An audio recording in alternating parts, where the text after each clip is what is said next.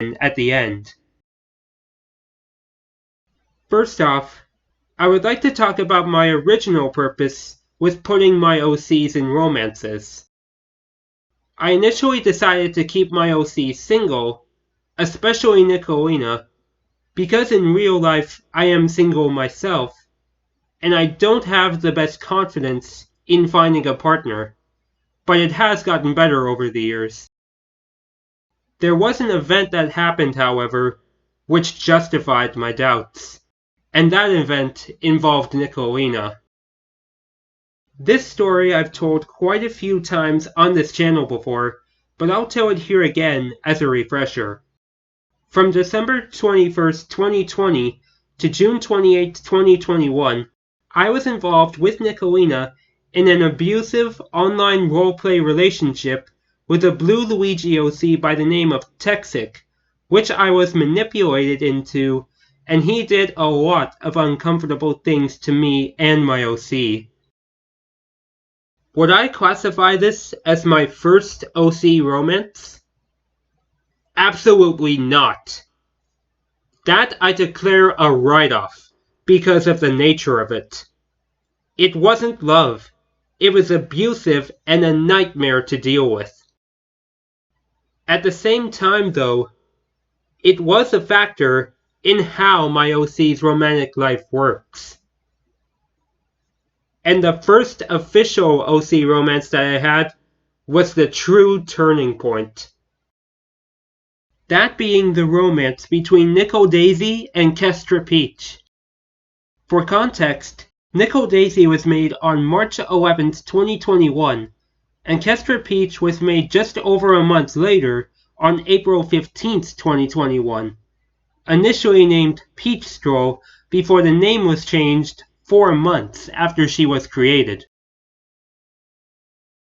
The day after Kestra Peach was created, Kestrel made an edit of Kestra Peach and Nicol Daisy together. It was Easter themed, though Easter was just 2 weeks prior. I didn't think too much of the edit at first, but I did find it cute. I honestly loved it for how it looked, but I couldn't imagine too much coming out of it. But the next day, all of that changed. I saw Kestrel share another edit she made of Nicol Daisy and Kestra Peach together, this time with Nicol Daisy holding Kestra Peach in his arms, and a caption on their old Kestra Peach account referring to Nicol Daisy as Kestra Peach's girlfriend. That's when it clicked. When I saw the edit and the caption, I realized how perfect these two looked together and said to myself, these two are going to be a couple. It was quiet for a couple weeks afterwards, as I let the feeling of Nicol Daisy and Kestra Peach being a romantic couple sink in. On April 30th, 2021, it was made official. I made a drawing of Nicol Daisy proposing to Kestra Peach, and the knot was officially tied between those two. The romance has been going strong ever since, and it's already coming up on 2 years this upcoming April. How time flies when you have fun, am I right? To say this OC romance gave me courage to end the abuse I was suffering is only part of the equation. This was also the beginning of realizing my OCs were lesbians and who I should trust them with. It also signaled how close Kestrel and I had gotten up to that point, and how close we were due to get. The second OC romance I have proves that. Nicolina and Kestrelina. The story of that romance begins the day Kestrel and I met, November 10th, 2020. As I've shared numerous times on this channel, I first came across Kestrel as their Rosalina OC, Kestrelina, and I made a drawing of Nicolina with them. Afterwards, Kestrel and I mostly interacted as our Rosalina OCs and developed a strong connection in a heartbeat. In other terms, Kestrel and I became best friends quickly, and our Rosalina OCs did the same, just like Kestrel mentioned back in episode 30. It's amazing how real friendships can carry over into OC friendships. For 5 months after my abuse, I refused to put Nicolina in a romance because I wanted him to be single like me. I mean, I did enjoy having Nicol Daisy in a romance, but I didn't feel the same way about Nicolina. I preferred close friendships with him, with Kestrelina having the strongest connection. That changed on November 28, 2021, when I made a couple drawings of Nicolina and Kestrelina cuddling and kissing, because I knew how special Nicolina and Kestrelina being friends was to me. When I made the drawing of them kissing, though, something felt different inside of me.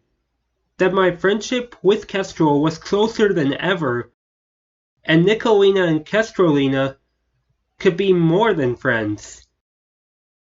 Yet it did feel wrong at the same time, because I knew Kestrel already had Kestrelina with 2 other partners, and I thought it would be an intrusion. The next day, however, November 29th, 2021, I asked Kestrel if I could ship Nicolina with Kestrelina, and while she was surprised at first, she said yes, and revealed that Kestrelina was polyamorous, meaning she could have multiple partners. To have the OCs Kestrel and I first interacted as be together in a romance was something my wildest dreams could have imagined. And I was happy with them being friends. Yet I couldn't help but feel something special between the two. Now you're wondering, why ship your OCs with 2 of your friends' OCs?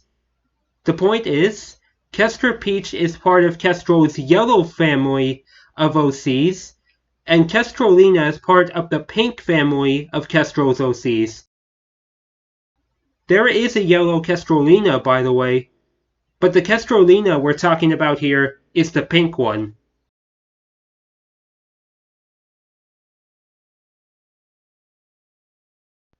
All in all, the 2 OC romances I have with Kestrel helped me solidify the fact that my OCs were lesbians, and that I had found OCs that mine could truly share their love with. They are also major parts in the friendship between Kestrel and I, as ways to say thank you to the greatest friend I've ever had.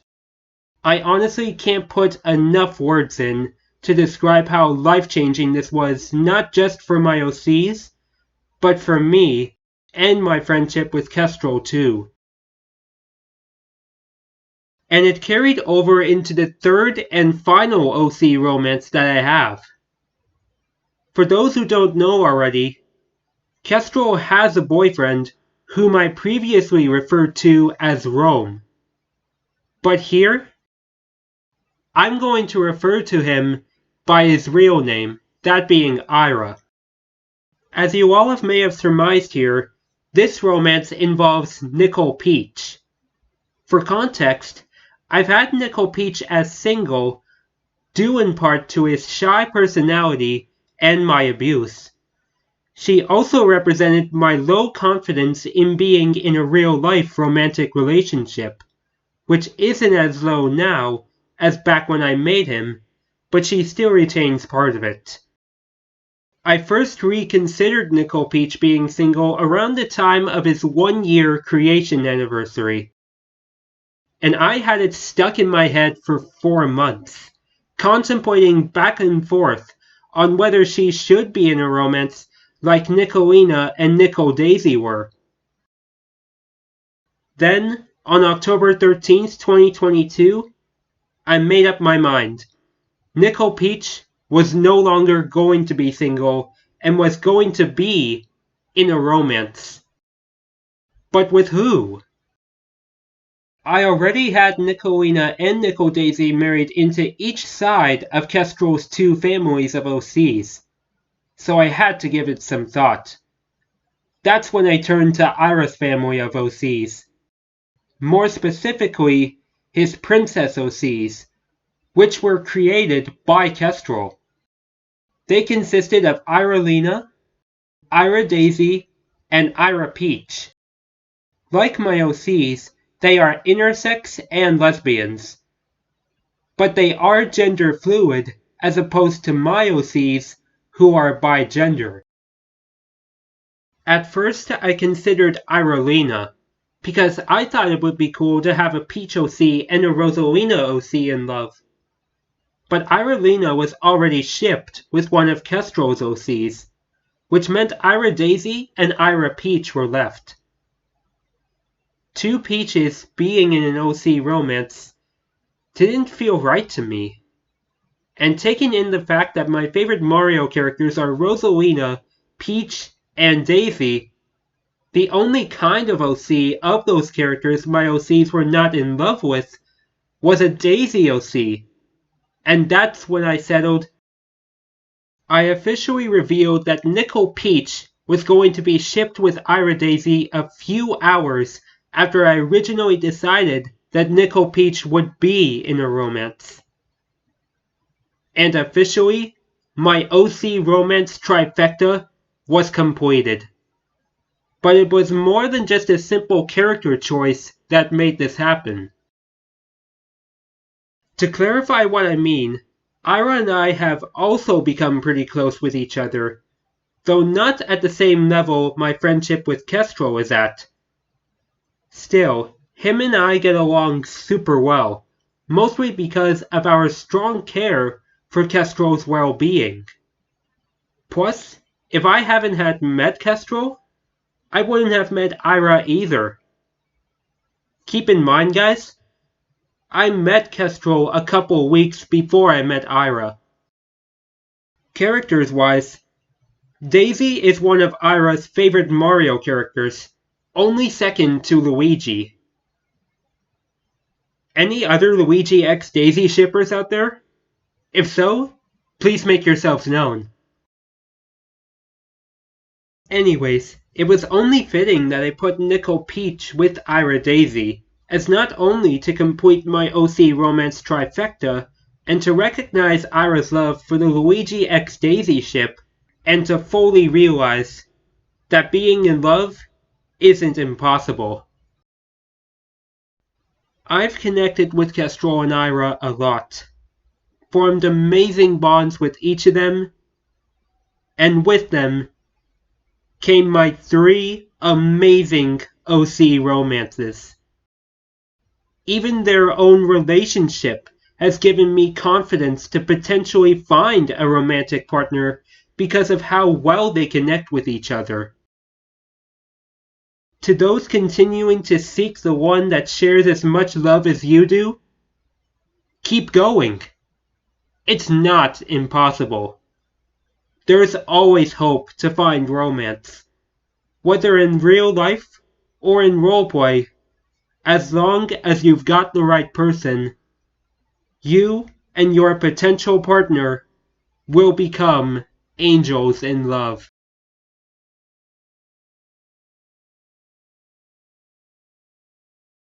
Game number 1, NHL 13. This game I played a lot when I was around 11 to 12 years old, and I played it on my old Xbox 360. For a refresher, and for those who don't know, I am a massive sports fan, and still am to this day, especially for hockey, and playing this game was no different to the love I had for sports back then. What's this game about, you may ask? It's a game where you, of course, play as all the teams in the National Hockey League, plus various other hockey leagues from around the world. You can choose to play as the home team or the road team, choose which jerseys you want to wear, take part in a season simulation, play in the playoffs, and even have whatever players you want play for your team, with various options. Heck, you can even create your own team. In my case, I swapped players around teams like crazy. I honestly can't remember which teams I sent certain players to, but I was an absolute sucker for trades.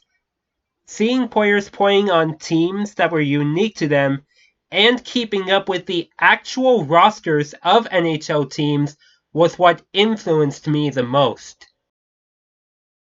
Also, I played on season mode quite a bit, and barely lost. Well, on the mode I set it on, that being rookie mode, since I didn't have much experience. Adding on to this, I would often play other EA Sports NHL games before NHL 13, that being with my younger cousin on his PlayStation 3. Whenever I would visit him, we would always play against each other. Oftentimes he would win, but I would win sometimes. There was this one time I recount that I won solely based on the fact that I only scored empty net goals, because I struggled with scoring when goalies were in the net. It's honestly funny now looking back on it, and seeing how desperate I was to win at the time. Getting back to NHL 13, another thing I loved about the game was the soundtrack. These were songs I've never heard of before, and I genuinely liked them. The songs included I actually listened to today, which include Seven Seas Blues by Monster Truck and Shoot the Noise Man by Battle Me, the latter of which I'm the most familiar with.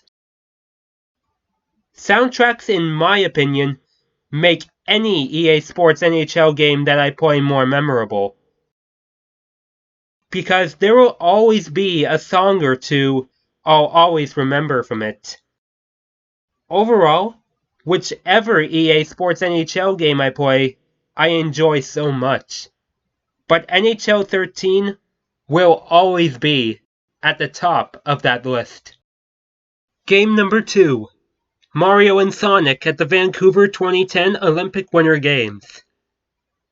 As a Canadian, I was quite excited to hear about the Winter Olympics coming to Canada, since Vancouver is in Canada after all, and it was the first ever Olympics I got to watch. There are many memorable moments from the games, including my home country of Canada winning 14 gold and the winning goal in the men's hockey gold medal game by NHL superstar Sidney Crosby. But those moments pale in comparison to playing this absolute gem of a video game. Fun fact, this is one of a few games that I've played on multiple consoles. I have both the Nintendo DS version and the Nintendo Wii version of this game. I started with the DS version, which I honestly adored. I didn't play too many events on there, but the big ones I played were hockey, bobsleigh, and skeleton. My favorite part about the DS version, though, was the story mode, referred to as Adventure Tours. I really loved it because of the challenges it gave and the many parts of the area to explore. Some of the challenges in question were quite tough, especially one I had with Dry Bowser in a dream skiing event known as Supersonic Downhill. I'm unsure if I beat it or not, as my memory is not the best when it comes to the game, but it was quite tough from what I can remember. As much as I like the DS version, the Wii version I find significantly better. It was quite difficult at first dealing with the motion controls, but as time went on, my confidence skyrocketed. And I kid you not, I played every single event in the game. Each of them were so much fun. While hockey was no question my favorite event to play alongside bobsleigh and skeleton, I also enjoyed playing snowboard cross, ski cross, and figure skating. And even curling, especially dream curling, where it's a mix of curling and bowling. Are you kidding me? Whoever came up with the idea for that deserves a massive raise. With the motion controls, it made for some interesting runs. Even sometimes where I managed to recover after making mistakes and still get something good out of those events, even as good as getting a medal. I honestly need to pick this game up again, because even though it's over 10 years old now and I haven't played it in a while, it still gives me a lot of joy to play. Mario and Sonic at the Vancouver 2010 Olympic Winter Games, I'll forever keep in my heart as one of my all-time favorite video games, and one of my favorite video games from when I was growing up. Game number 3, Mario Super Sluggers. This was one of the first video games I ever played, on the Wii in particular. Adding on to the sports fanatic side of my life, baseball is my second favorite sport, and boy, this game adds to that. For those of you who don't know, Mario Super Sluggers is the follow-up to Mario Superstar Baseball, which was released for the GameCube in 2005. I barely played the original Mario Superstar Baseball, and honestly, I think it pales in comparison to Super Sluggers. To have a whole island dedicated to baseball, and with so many incredible stadiums, from the classic baseball turf in Mario Stadium, to the ice rink field at Peach's Ice Garden, and heck, even the pavement-style field of Wario City. But seriously, who would want to slide on pavement? I sure wouldn't. And for good reason. Regardless, each stadium has its own ways to make any game super special. From getting extra base hits when you least expect to, causing crazy errors, or even hitting the shortest home runs. I've had my fair share of them. As for the story mode, it was definitely fun to play when I was younger, and no question it was tough at some points. But thinking back on it now, I would say it's my least favorite part of the game. It's not that I don't like it, but I do find it quite sketchy at some portions. It also made me realize that some of the characters I was playing as in the game were actual enemies in the main Mario games, like Hammer Bros, Goombas, and Koopas. But it didn't mean I liked the game any less, though. Almost everything about this game I love. Animations, abilities, you name it. My most favorite part of the game, however, is the ability to switch between day and night to play games. I mean, seriously, how good could this game get by implementing that? And quite a few Mario sports games have followed this trend, including Mario Tennis Aces and Mario Strikers Battle League. This is also the game where my love for the Super Mario series got started. And I honestly don't care if it's a spin-off. If the game has Mario in the title, it's a Mario game in my books. I honestly think if it weren't for this game, my love for the Super Mario series may not be as strong as it is now. Overall, I think it's fair to say that this game called Play Ball out to me to begin my love of the Super Mario series. There was pun intended there, by the way, but still, Mario Super Sluggers is no question the best Mario-themed game I've ever played. And finally, game number 4, and my favorite of them all, Donkey Kong 64. This is the video game of my childhood. And in case you didn't get the hint at the beginning of the episode, This is the game I was referring to. I previously mentioned it back in episode 20. As for how my love of the game started, here's how it went. The first ever video game console I played on was the Nintendo 64. Yes, you heard me right. Even though I was born in the early 2000s, around the time the GameCube was made, the Nintendo 64 was the first console I played on. However, Donkey Kong 64 was not the first game I played. The first game I played was Mario Kart 64, another game I love. It didn't take me too long to discover Donkey Kong 64, however. I can't remember its exact ranking on when I played it, but I do remember when I was around 6 to 8 years old and saw my older sister play it, I started playing it. And everything about it was nothing short of amazing and hilarious. Some of the sound effects and some portions of the voice acting were what made this hilarious. More specifically, the lines, "Get out!" and "Come on!"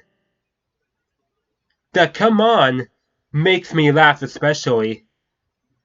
The others made me either super hyped or super scared. More specifically, the "get out." As for the levels, there were only 4 that I experienced during my initial playthrough. That being Jungle Japes, Angry Aztec, Frantic Factory, and Gloomy Galleon. When I was around 11 to 12 years old, however, that's when I went deeper into the game and experienced the other 3 main levels in the game. That being Fungi Forest, Crystal Caves, and Creepy Castle. I even got as far as trying to shut down King K. Rool's Blast-O-Matic. But I was quite nervous about it, and I never got to fully experience it back then. But I did collect all 40 blueprints when I dedicated myself to completing the game, which gave me the maximum time to shut down the machine, that being 50 minutes. After that, I didn't play the game for nearly a decade, but I decided to pick it back up again last year, and it made me realize how great of a game I played when I was younger. I even gained a lot more respect for the DK rap, as I would often skip it when I started the game, and still do now. But I listen to the rap in my spare time, and I honestly think it's really good. Looking back on it now, this game does have a truckload of collectibles, and they are somewhat exhausting to get. At the same time, however, I feel it makes for an amazing adventure, and as characters are rescued, it gives more areas to explore that initially haven't been unlocked, more particularly in the first 2 levels. My most favorite part of the game, however, has to be the themes for each level.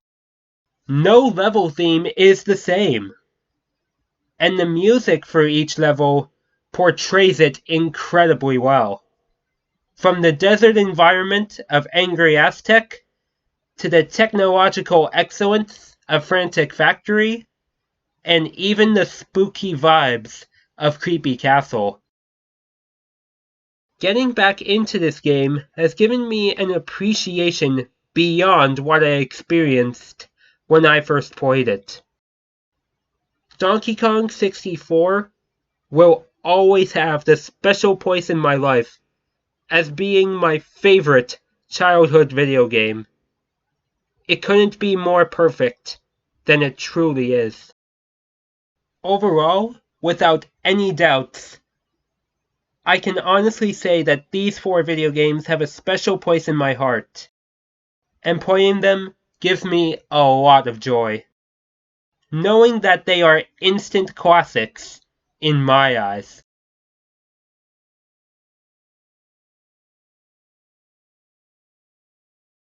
The first film I love involves, no question, one of the most iconic movie protagonists of all time. That being the British spy, James Bond. And the film in question is Casino Royale, which was released in 2006. The film is the 21st in the James Bond film franchise, and the first to involve Daniel Craig portraying the iconic British spy. Prior to this film, many people criticized the choice of Daniel Craig to portray Bond due to his physical appearance, most notably the hair color, as James Bond has usually been portrayed with dark hair. However, Daniel Craig was about to prove everybody wrong. In the film, Bond is assigned to attempt to bankrupt terrorist financer Le Chiffre in a high-stakes poker game at the Casino Royale in Montenegro. The film was absolutely outstanding. It showcases a unique focus point that's not common in previous James Bond films, that being the quiet intensity of a poker game. While there is plenty of action in this film, which has become a staple in the franchise, I love how the film's primary focus is the poker game that Bond is trying to win. All the while, Daniel Craig's portrayal of Bond matches up incredibly well with how the character works. He's ruthless, reckless, fearless, and even has emotional depth to the character that previous Bond actors didn't portray. And the detail of Bond being newly promoted to 00 status feels like a new birth for not only the character, but the Bond film series as a whole, which I also give a lot of praise to. The sequels that followed continued the emphasis of Bond's emotional depth, with feelings of revenge, redemption, sorrow, and true love being the strong points. And Daniel Craig continuing his incredible portrayal of the character.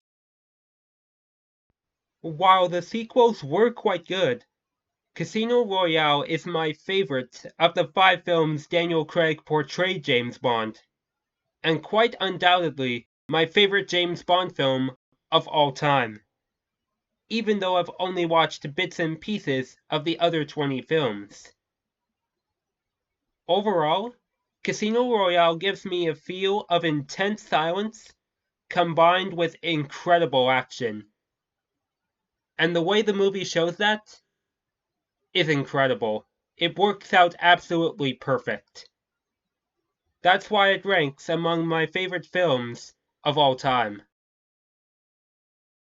The next film I love is one that got me into liking female characters, more specifically princesses. That being the 2013 Disney movie Frozen. This film follows the story of Princess Anna of the Scandinavian kingdom of Arendelle as she teams up with an Iceman by the name of Kristoff, his reindeer companion Sven, and an anthropomorphic snowman named Olaf to find her older sister Queen Elsa, whose powers of snow and ice have trapped their kingdom in an eternal winter. I initially didn't think too much of the film when I first saw it, but it was the second time I watched it that I started to catch on, though only a tiny bit. Nonetheless, I did see it as a pretty good film.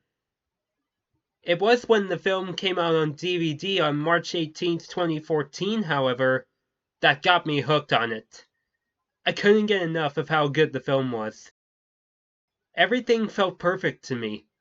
The storyline, the songs, the characters, they all came together. Based on that, I made it a goal of mine to bring home as much Frozen merchandise as I could, though it was mostly posters and books that I got. More particularly, the Anna and Elsa book series, which follows the events after the film of Anna and Elsa's adventures. and as you may have surmised by this point, those two were my primary focus. As I've covered on this channel quite a few times before, I was mostly surrounded by my sisters and mother growing up, so thinking back on it now, this was the beginning of my dive into my focus on female characters. I really liked Anna, but Elsa I set my eyes on more because of her powers, her empowering role as the Queen of Arendelle, and her independence. The idea of not just one, but two monarchs that are siblings in the same film is honestly groundbreaking in the sense that no other Disney film has done that. Disney, if you're watching this, please make more films like that. For a year and a half, I felt like no other film I watched was ever going to top Frozen. But as 2015 drew to a close, and 2016 rolled around, I started to gain interest in video games, and my fanboying for Frozen started to drift away. One by one, I either trashed, stored away, or gave away my Frozen merchandise. April 2016 was when I finally let go in favor of video games. But like I mentioned, this was only the beginning of my love for female characters. My love for Elsa drew in Rosalina, who for those who have watched my content for the longest time know, is my favorite Super Mario character. I'll admit, the way Rosalina looks is almost identical to Elsa. Similar hair color, similar dress color. It all fitted. In that sense, Rosalina does remind me of Elsa, and makes me look back on such a weird, yet incredible time in my life. I say weird because I know Frozen is more geared towards young girls, and looking back on it now makes me cringe a slight bit. But it's funny now that I think of it. I still love Frozen, don't get me wrong, but my love for it is more civilized now than it was back then. However, I got reminded of it when the teaser trailer for Frozen 2 came out, and my excitement peaked up again. As for Frozen 2 itself and watching it, I found it to be somewhat better than the original. However, the original will always remain a classic in my heart. And a couple more reminders of my love for the Frozen franchise can be found within Nicolina's design and personality. To be specific, the swirl on each of his main dress sleeves and his saint dress referred to the swirled O in the logo, and his call is inspired by the secret siren call in Frozen 2. Long story short, if I wasn't into Frozen as much as I was back then, my OCs probably wouldn't have existed. 'Cause like I mentioned, my love for Frozen was the beginning of my love for female characters, primarily those of royal descent.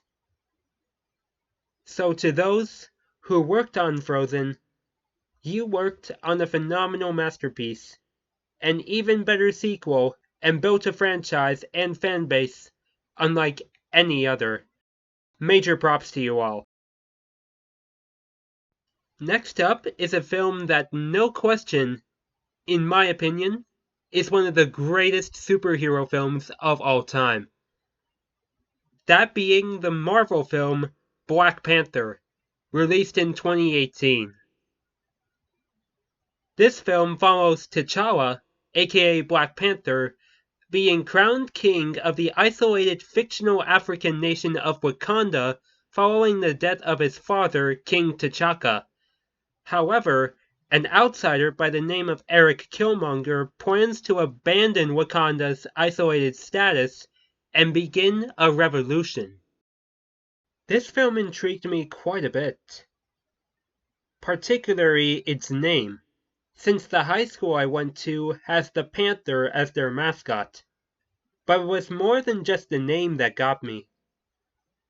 When I watched the film, it gave me a sense which I first started to feel, that being dedication, both intrapersonal and interpersonal, in the sense of representing family and loved ones. It also gave me a sense of coming out, in the sense of sharing what you believe in with the world, and the impact something traumatic can have on a person's mental health, whether for better or for worse. Another thing that I really like about this film is the themes of African culture. Considering the African ancestry representation in the film industry is gaining significant ground. And Black Panther does an incredible job of that with its costume designs and settings. Also, it proves that anyone, regardless of their skin color, can have the strength to overcome anything, which I feel goes in line with my belief of giving strength and love to each other, no matter which walk of life anyone comes from. Even the film's iconic chant, "Wakanda Forever," inspired me. I used it quite a few times whenever I was with the hockey teams at my high school, only saying "Paris High Forever" instead of "Wakanda Forever" when I did so after games and practices because of my dedication to school spirit at PDHS. Plus, it was the film I watched on the flight to and back from my Punta Cana trip in August 2018, with my father commenting on the Jabari tribe, considering their spirit animal is a monkey, or gorilla, whichever one of the two. While I don't watch the film as much as I do now, I like to look back on it as it being a staple to me realizing myself to who I support and spreading inspiring messages. So, to this film, and those who worked on it, Wakanda Forever! Now, for the last film I love. This is the one that was released this year. It has smashed box office records left, right, and center. And overall, tops all the other films I mentioned here by a long shot. That film being the Super Mario Bros. Movie. Being a Super Mario fan, I bet you all can tell why this film brings a lot of joy to me. The film serves as an origin story to Mario and Luigi, who have a struggling plumbing business in Brooklyn, New York, and are transported to an alternate world and become part of a conflict between the Mushroom Kingdom and the Koopas. When I first heard that Nintendo was going to do an animated Super Mario Bros. Movie, I was pretty excited about it, but it was low-key compared to now. Plus, it did make a lot of sense to make it animated, considering the big-time flop adaptation released in 1993. I never would want to watch that. I'm not even kidding with you guys. Anyways, when I first heard of the cast for the film, there were quite a few names I did recognize, which were Jack Black, Chris Pratt, Charlie Day, and Seth Rogen. I thought it was weird at first that they casted Hollywood actors instead of the actual voice actors for the film, but then again, I don't know if I would have stood to hear the iconic voices for all of an hour and a half, so it does make sense in that way. Saying the lead up to the film's release was amazing is a clear understatement. It was hype, I kid you not. When the first trailer came out, it was honestly a sign of things to come. The character designs, the atmosphere, and animation all looked amazing, even the music as well. But when the official trailer came out, the movie was the only thing I could think about. The showcasing of Peach having a stronger role in the film as opposed to her role in the games as the damsel in distress got me hooked. Don't get me wrong, I love Peach regardless of what role she has, but the film version of her turns it up a notch. When it came time for the film's release, I was ready. The hype was flowing through me like a strong river current. I felt like I was going through a trance, one where I dreamed of sitting in the theater, dressed up as Peach, watching the film. And I kid you not, that's what happened. I actually dressed up as Peach to see the Mario movie, and the reception there was more than favorable. Quite a few people, mostly kids, came up to me and got photos taken. Heck, even a young couple came up to me and got their picture taken with me. And when I watched the film, there was no doubt it lived up to the hype it honestly deserved. Everything, from the animation, to the musical score, to how the story went, it was like all the Mario games combined into this one movie. And as Kestrel's boyfriend Ira put it, it's a love letter to the Mario fanbase. Boy, did it live up to that, even though I paid little attention to the references. And who cares what the critics say? They have no say in what I think. By the way, remember when I said that Peach's portrayal in the film was turned up a notch? I'll admit, and I'm not trying to be biased here, but I think she is the most well-portrayed character in it. Anya Taylor-Joy, Peach's voice actor, I feel, does a terrific job of giving the character the vibe of a strong leader and willing to go out of her way to protect the Mushroom Kingdom and help Mario at the same time on this incredible adventure. I won't lie to you all, the other characters were also very well portrayed by their respective actors, especially Jack Black with Bowser and Seth Rogen with Donkey Kong. But Anya Taylor-Joy absolutely nails the role of Peach, and she deserves a lot of praise. Plus, Peach's portrayal in the Mario movie has inspired a change in my OC Nickel Peach, in which his confidence has become higher than his shy behavior. Bowser, where are you? You will pay for your sins! Maybe a little bit too much. Oh! Sorry, Nicolina! I didn't realize you were still recording. It's no problem, Nickel Peach. I'll let you know when I'm done. And when we should fix the door. Oh, yeah. My bad. I'll just wait out here.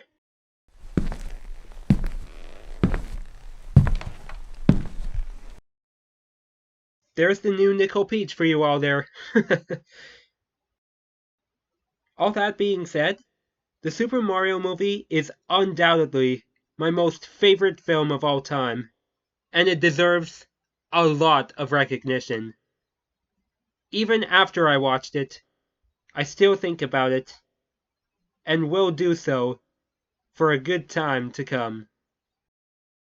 So, everyone, are you ready for the grand opening of Heaven's Movie Theater?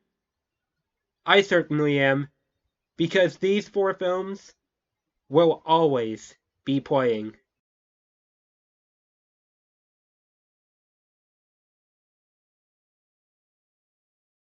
Number 1. Green and Purple. This color combination I haven't seen too often in my lifetime, but I do find it interesting. The first time I saw this combination was when my younger sister was deciding on new paint colors for her bedroom. The green she chose looked a lot like the color of a lime, and the purple seemed more pink due to the lighter tone she chose. At first, I wasn't a big fan of it, but I grew accustomed to it and saw how cool it really was. To me, green and purple seem super vibrant. It's like looking at neon lights. And they are actually opposite of each other on the color wheel. Also, green and purple is the main color combo of Ira's OCs, including his princess OCs, which are Ira Lena, Ira Peach, and Nicole Peach's romantic partner, Ira Daisy, who I have mentioned before in episode 31 of this series and my 2023 Valentine's Day skit. To be exact, their color combo is a light green with a dark purple. That's where my neon lights dot comes into play, where the green in this case has more contrast than purple.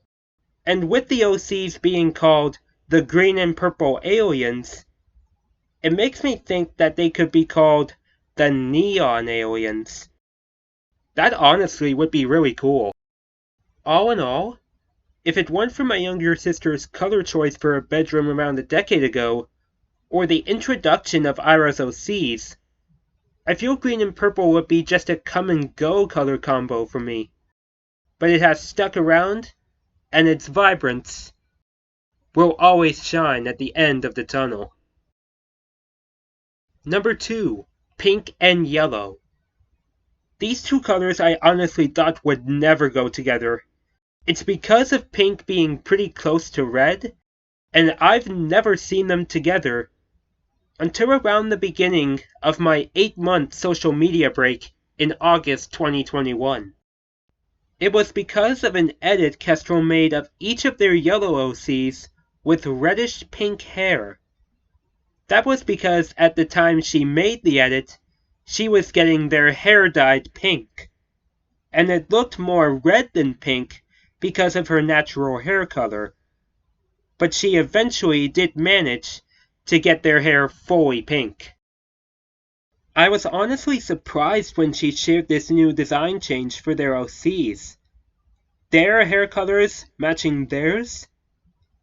That meant the beginning of my experience of seeing one of the most fascinating color combinations I've ever seen. To me, pink and yellow as a color combo combines cuteness and love with bright minds and sunshine. I'm honestly not picky when it comes to what shade of these colors I like the most, but the one combo of them I look up to the most is bubblegum or flamingo pink with sunshine or canary yellow, which match up with Kestrel's primary OC families, that being the pink family, which includes pink Kestrelina, and the yellow family, which includes Kestra Peach.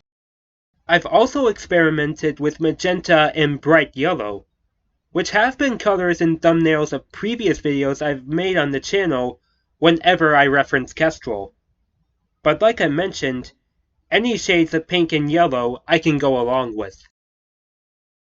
In basic terms, these colors work super well together, and they'll always remind me of Kestrel. Number 3, red, black, and white. This stands as my favorite color combo outside of blue and white, and the reason is quite obvious. It is because of PDHS, their school colors. Absolutely unforgettable. And these were the colors I stuck with for 5 years. However, it took until my grade 10 year of high school for these colors to cement themselves into my head. They symbolized pride and power. I took it upon myself to wear these colors without fear of judgment, even on regular school days. Although I didn't wear the colors on a daily basis, I did wear them often. On Spirit Days, those colors appeared in full force. T-shirt, hat, necklace, and biggest of all, the face paint. I felt unstoppable. Eventually I did give up those colors when my time at PDHS was up, but there is no doubt that red, black, and white were burned into my mind forever, and I always think of PDHS whenever those colors pop up. I even took the pledge in incorporating the legacy of that color combo with the panther claw mark tattoo on each of my primary OCs. There's honestly nothing else much to say about this color combo. It remains immaculate. The three color combos I've mentioned so far have no question have impacted me in a big way. But now it's time to talk about my main color combo, which for those who have viewed my videos since the beginning is blue and white. It started with the color combos of some of my favorite sports teams, which include the National Hockey League's Toronto Maple Leafs and Major League Baseball's Toronto Blue Jays, though I mostly focused on the blue part of them. Blue was the only color I focused on for almost all my childhood, even when those around me encouraged me to try new colors. But after I got into red, black, and white, I all but forgot about blue, until the pandemic began. The day I created my OC Nicolina, I originally had him with red and black as his color combo, based on the fact I was still in the midst of my victory lap year at PDHS. That stuck until May 16th, 2020, when I changed Nicolina's color combo from red and black to blue and white. Though, like with my favorite sports teams, I only focused on blue. Another design change came just under a month later on June 5th, when I decided to add white swirls to the sleeves of Nicolina's dress. That's when my love for the blue and white color combo began to take shape. It was solidified when I made Nicolina's face paint, nicknaming it the Blue and White Angel. The name was specifically for the face paint, but it was made Nicolina's official title on New Year's Eve 2020 through an Instagram thank you post made by Kestrel. Blue was back in my life for good, and with white to accompany it, it was made even more special. This color combo in my mind means trust, understanding, wisdom, and comfort. That's what I bring to the table, and that's why blue and white makes the biggest splash in my waves of color.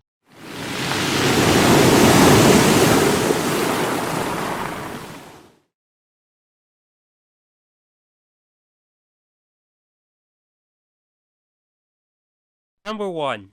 EAS Scenarios. For those of you who don't know what these kinds of videos are, they're videos depicting fictional scenarios using mock emergency alert system messages. The emergency alert system, or EAS for short, is the alert system used in the United States, much like the Alert Ready system in my home country of Canada and various other alert systems around the world.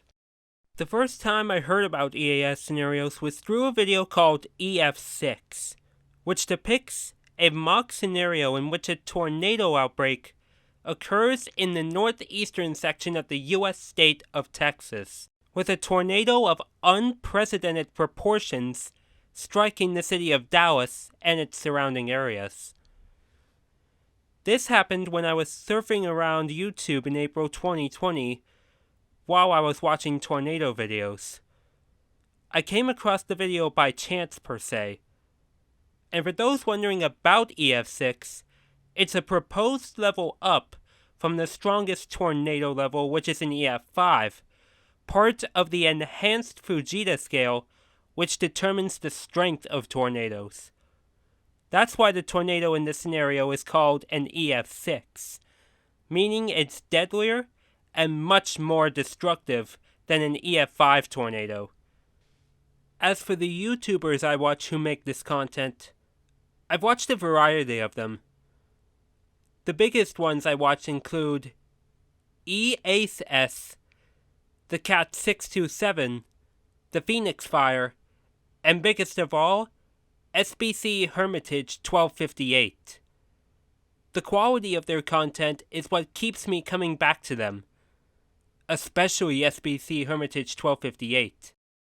I won't get too much into detail about their content, as I feel that will be more suitable for a future video. Maybe even for a Halloween video this year. Who knows? But I will list off a few of my favorite scenarios.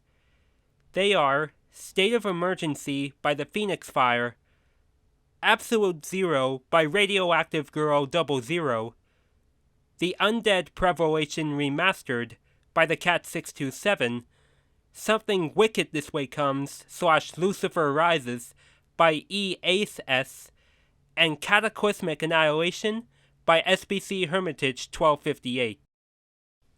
But there is a catch to these videos. The EAS tones in them vary between valid to invalid. And I've heard that pointing them near radios can cause actual transmissions of the emergency alert system, and there are massive legal consequences for doing so. That's why at the beginning of scenarios, there's always a disclaimer saying that EAS tones included should not be played near radios, and that the video creator is not to be held responsible. Because there are some careless people in this world. Plus, the scenarios are fictional after all. Suffice to say, a good majority of the scenarios I've watched have left me on edge at times. Mostly because in the majority of them, there are sirens played as background noise to describe the urgency of the situation, and even times there have been jump scares, which makes them even more terrifying. But overall, they have been interesting to watch, and I even learned about the United States National Weather Service through these scenarios, as well as emergency action notifications, and all different kinds of warnings, from civil danger to law enforcement warnings. Over time, I've actually played some of my own scenarios in my head, mostly depicting national emergencies for the United States. While I haven't watched too many of them as of late, I still like to watch them.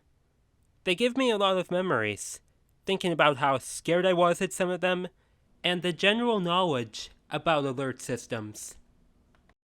Basically, if it weren't for the EF6 scenario, I wouldn't have known much about alert systems in the first place. Number 2. Classic ship videos. These kinds of videos I started having interest in while I was watching clips from the 1997 James Cameron film Titanic, and while I was making a Titanic-themed artwork. My interest in classic ships actually began when I was around 10 or 11, and my main focus would be around Titanic, which undoubtedly is the most researched ship in history, considering its sinking on April 15, 1912.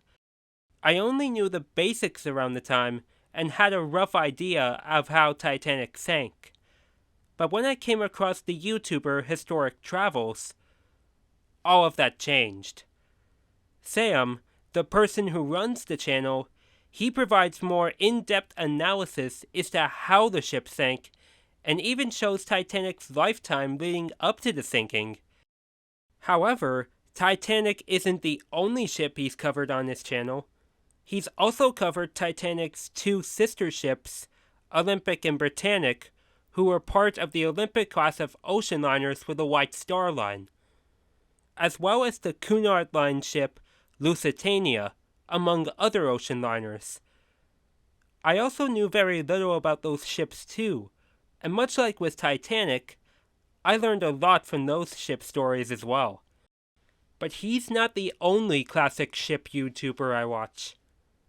Not long after I came across Historic Travels, I came across another channel called Ocean Liner Designs, which is a channel run by Australian ship historian Mike Brady. Like Sam from Historic Travels, Mike covers a variety of ships and goes in depth with them, Titanic included. But it's not just famous ships he covers. He also makes videos about lesser-known ships and some of the most interesting shipwrecks from around the world. Both Sam and Mike also discuss Titanic theories in their respective videos, like, what if Titanic never sank? Or, how could have the Titanic sinking been worse? Either way, both of them make spectacular videos on classic ships, and have brought back the curiosity I had about ships when I was a kid. So, to Sam and Mike, you both are wonderful content creators. Keep up the great work. Number 3. True Stories. These videos I got into just before I started watching classic ship videos. The channel that got me started watching videos like those is Fascinating Horror. This channel covers well-known and lesser-known disasters from history, like the sinking of the paddle wheel ship Sultana, the Mississauga Miracle, and the Texas City disaster of 1947. As time grew on, I became interested in more true story channels. They are Dark Records, Disasterthon, True Horror, The Raven's Eye, and Infamous Accidents. Disasterthon, True Horror, and Infamous Accidents mostly cover theme park accidents, which makes me think more about the safety of theme parks, while Dark Records and The Raven's Eye do similar videos to that of Fascinating Horror, even doing some stories that they already covered. While those channels are no doubt intriguing to watch, one other channel stands out among the rest. That being Let's Read. This channel covers personal, scary, true stories submitted by their viewers, ranging from abductions to missing people, robberies, true crime, you name it, he covers them all. I often listen to the videos Let's Read makes whenever I'm drawing, making dinner, or when I go for walks. There are multiple stories per video, some as short as around 1 minute, or as long as an average Angelrise episode, around 15 to 20 minutes. From what I mentioned, I have quite the variety of true story videos to watch. All the channels I've mentioned make amazing content. These stories honestly make me aware that life is quite fragile, and from the smallest of missteps to the most evil of people, lives can be snatched away without a single trace, or can be changed forever, whether it's for the best or for the worst. So my advice to all of you out there, always be wary of your surroundings, and don't take life for granted. Lessons were also learned in a lot of the stories I've listened to, and the safety measures that are in place today are because of them. Safety, no doubt, has come a long way. Number 4. Wario Dies Memes. The concept of these videos is simple. The iconic Mario series character, Wario, dies in some bizarre ways. And by bizarre, I mean bizarre. In most of them, he lets out this phrase that's embroiled in my brain. Oh my God! I first came across this meme through a video called Wario Dies in a Falling Elevator While Enjoying Oreos, which I believe was around the time the meme started to gain traction, which was around 2019. Now, I'm not one for too many memes, but this one got me hooked. These videos are scattered across many channels. So throughout the beginning part of me watching these, that's how it worked. Some of my favorites include Wario and friends die in each other's arms by a 12-mile-wide asteroid while on a tropical island by Curzo. Wario and Waluigi die from a black hole in the Earth's core while watching the Donkey Kong Country cartoon trailer, also by Curzo. Wario dies after robbing a Wells Fargo by Shy Guy. Wario dies in a magic act by Meldo Wizow. And Wario dies after throwing his Wii out of a window and onto Mario's car by Peter Krager. Starting in 2021, however, I've become accustomed to watching Wario Dies memes from one YouTuber in particular, that being Manny the Headless Meme Horse. They make amazing Wario Dies memes, some of the best I've ever watched. Some of my favorites include Wario dies tragically after getting hit in the nuts with a baseball. Wario dies horrifically after a labor simulator glitches on full blast. Wario and Waluigi die after rickrolling Bigfoot and having their camper rolled off a cliff. Wario dies by accidentally setting himself on fire while waiting at a fancy Italian restaurant. And Wario dies playing a scary VR horror game and then stumbling into a silver salad fork. In some of the videos I watched from them, I noticed the "oh my god" Wario says is often followed by a falling scream which signifies its deaths, as opposed to the wah he gives off in others. And fun fact about the channel, their first ever Wario Dies meme was uploaded on February 4th, 2021, my 20th birthday. Honestly, that is mind-blowing that they started uploading these videos 20 years after I was born. Mind-blowing. However, Wario Dies memes don't come up too often on the channel anymore, but they're still amazing to watch considering the quality of them. And my favorite part about them is the videos where Waluigi is involved and Wario says to him, "Who do you think you are, Buster?" And Waluigi simply replies, "Waluigi!" It doesn't come up often, but I do get a good chuckle when the lines do come up. No doubt about it, these kinds of videos do have Wario dying in situations where fatalities are possible. But others are just flat out ridiculous, including one called Wario Gets Sucked into a Plane Toilet and Dies, which is based on a common fear and theory about airplane bathrooms. Like I mentioned earlier, some ways Wario has died in these videos are insanely bizarre. Either way, I love these kinds of videos. They do give me a good laugh, especially in sequences where Wario's screaming to try and get away from what is trying to get him. They're definitely some of the most entertaining videos I've ever watched.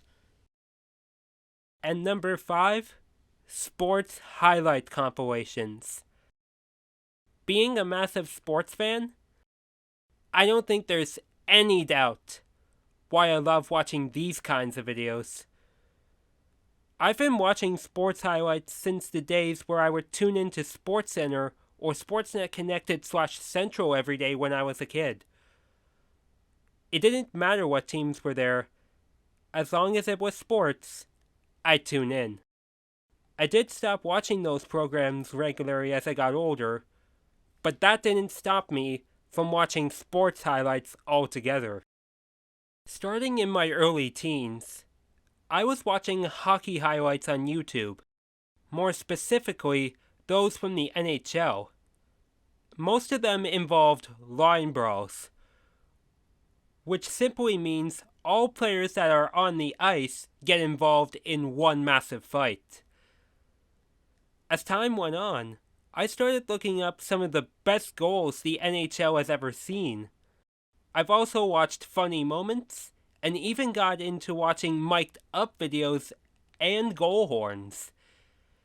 Goal horns are basically the pinnacle of hockey. Every team should have one, whether it's minor league, junior league, or professional. But it's not just hockey highlights I'm into. Basketball, football, and baseball also are part of the mix. For basketball, I often see hyped plays, including jukes, clutch three-point shots, and buzzer beaters. For football, both professional and college, it's all about clutch game-winning plays, mostly touchdowns and field goals, jukes, wild weather sequences, big hits, and hot mic moments, which are like mic'd up sequences, only the microphones are on the field, hidden. As for baseball, it's all about clutch plays, whether offense or defense, along with brawls, walk-off wins, high IQ moments, and ejections. All these kinds of highlights get the emotions rolling in me. And even I replay some highlights in my head whenever I play video games to amp up my experience and to focus. As for YouTubers I watch to see these highlights, they are numerous, but I will list my favorites.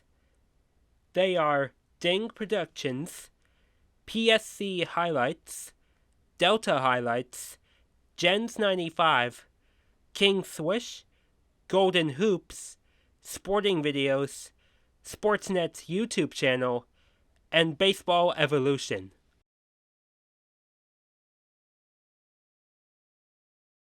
Honestly, there's no one channel I prefer out of them all. They're all really good, and the highlights they show prove that my love for sports is still thriving. Even if it's not as big as it was during my childhood. But they bring back a lot of memories. I even have a better understanding of sports more because of these videos, because amazing plays can come through when it looks like nothing or the usual thing is going to happen, and that rules in sports serve their purpose when in that exact circumstance.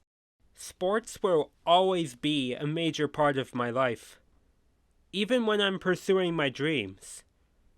And like I mentioned earlier, these sport highlight compilation videos are a big reason why.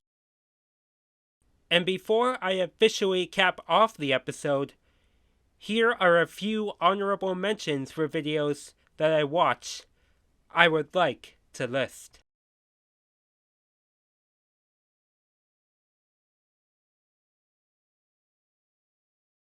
So, if you're ever wondering what to watch on YouTube, feel free to watch the videos I mentioned. Who knows? You could love them as much as I do. As the Princess of Love, I command you to subscribe and join the Blue and White Angel Brethren today.